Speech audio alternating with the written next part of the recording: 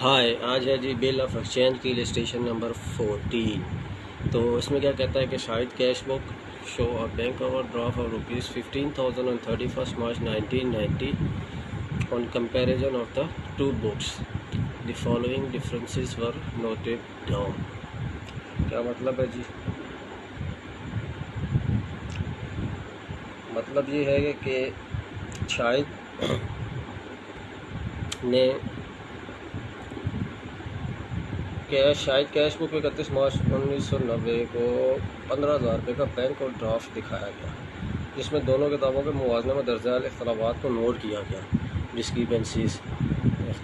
तो आपने क्या करना है, इसकी अब रिक्वायरमेंट देखते हैं। एडजस्टमेंट, ये एडजस्टमेंट दी हुई है। रिक्वायरमेंट में कहता है what will be the revise cash balance of cash book after making the necessary adjustment and prepare bank reconciliation statement as on 31st 1990।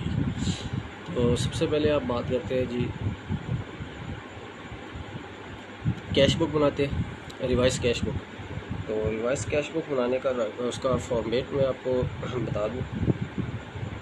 सबसे पहले आप जो लिखते हैं वो ऊपर लिखेंगे जी रिवाइज कैश बुक, और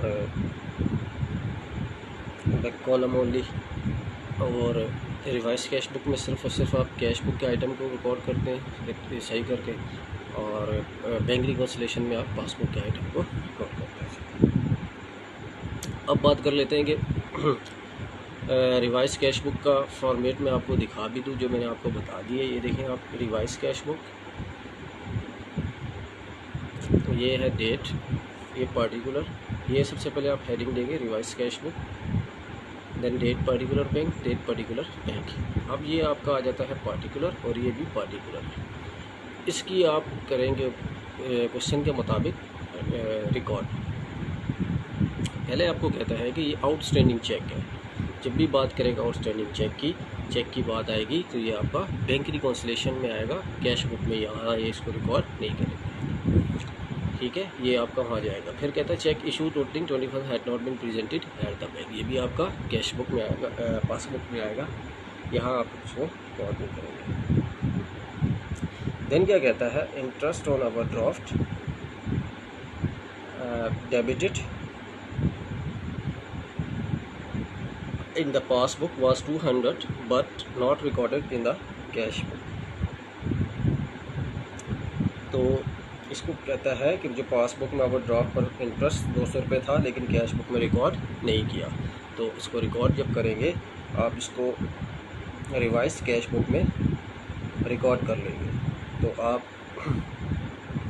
सबसे पहले मार्च 31 1990 आपने जो बैलेंस था ऊपर ओवरड्राफ्ट बैलेंस जाके 15,000 क्रेडिट साइड पे रिवाइज कैश बुक की लिखा। देन इंश्योरेंस जो इंटरेस्ट ऑन ओवरड्राफ्ट, इंटरेस्ट जो आपको ओवरड्राफ्ट है वो भी क्रेडिट साइड पे लिखेंगे। ये देख लें आप, मार्च 31 1990 और मार्च 31 इन्वेस्टमेंट, ये 15,000, ये 200। देन वो कहता है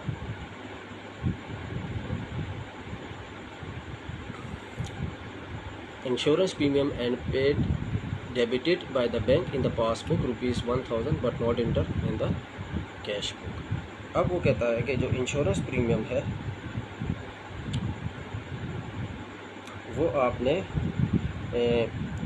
उसकी अदायगी की और बैंक ने पासबुक में 1,000 रुपये डेबिट किया, लेकिन कैश बुक में दर्ज नहीं किया। तो आप इसको दर्ज करेंगे। तो आप इसको ये देखिए, cash bank revise cash book की क्रेडिट साइड पर 1,000 रुपीज़ से रिकॉर्ड कर लेंगे। और ये मैं आपको शो भी कर दूँगा, ये देख लें आप, interest insurance premium 1,000 rupees. Then क्या कहता है,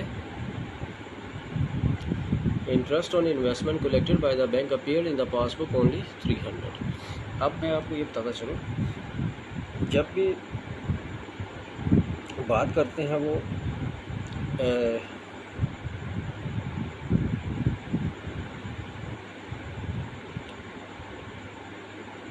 बैंक की तरफ से जमा करदा सरमाया कारी पर इंटरेस्ट सिर्फ पासबुक में ज़ाहिर हो रहा है।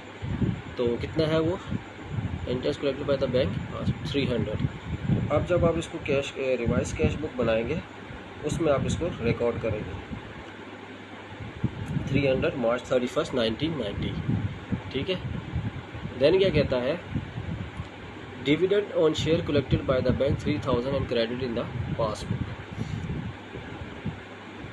डिविडेंड क्या है, डिविडेंड पे जो डिस्ट्रीब्यूट करते हो प्रॉफिट शेयर होल्डर को, लेकिन यहाँ पे आपने बताना है कहते हैं बैंक की तरफ से जमा करदा पर हसस पर डिविडेंड 300 रुपये पासबुक में जमा कराए गए हैं। तो अब आप जब इसको रिवाइज कैश बुक में रिकॉर्ड करेंगे तो डिविडेंड ऑन शेयर 300 रुपया आप इसको डेबिट साइड पे रिकॉर्ड कर लेंगे। और यही मैं आपको दिखा देता हूँ, ये देखें 300 आपने यहाँ रिकॉर्ड कर लिया और 300 यहाँ पे रिकॉर्ड कर लिया। देन क्या कहता है, फिर कहता है कि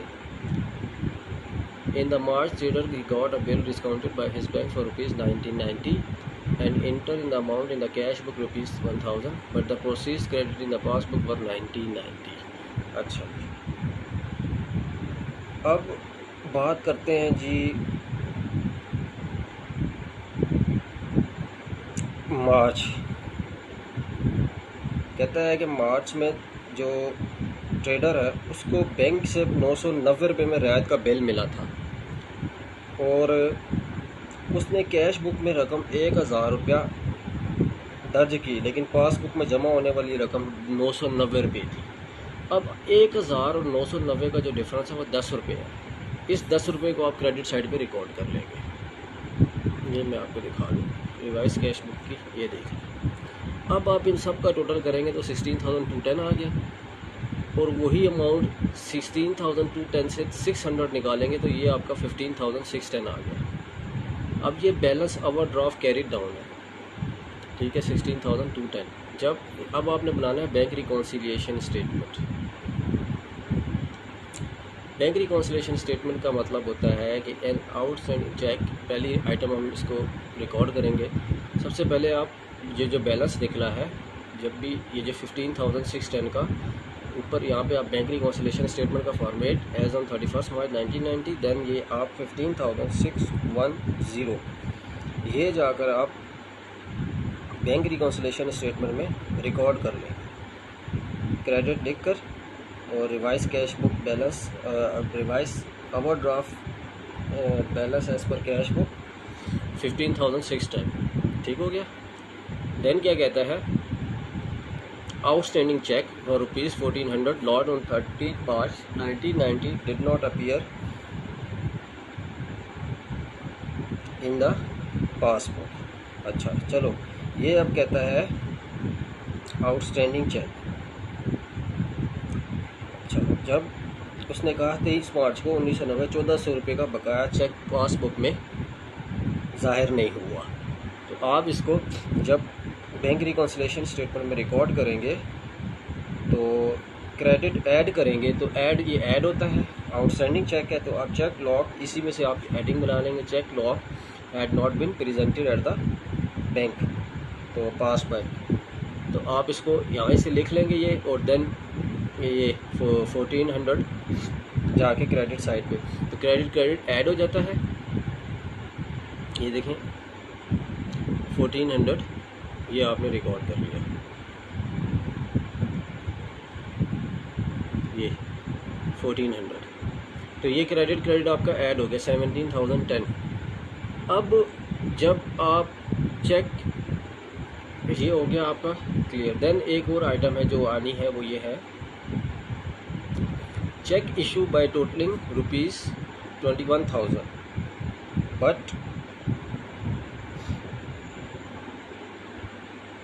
21,000 had not been presented at the book, यानी कि कुल 21,000 रुपये का जारी करदा चेक बैंक में पेश नहीं किया गया।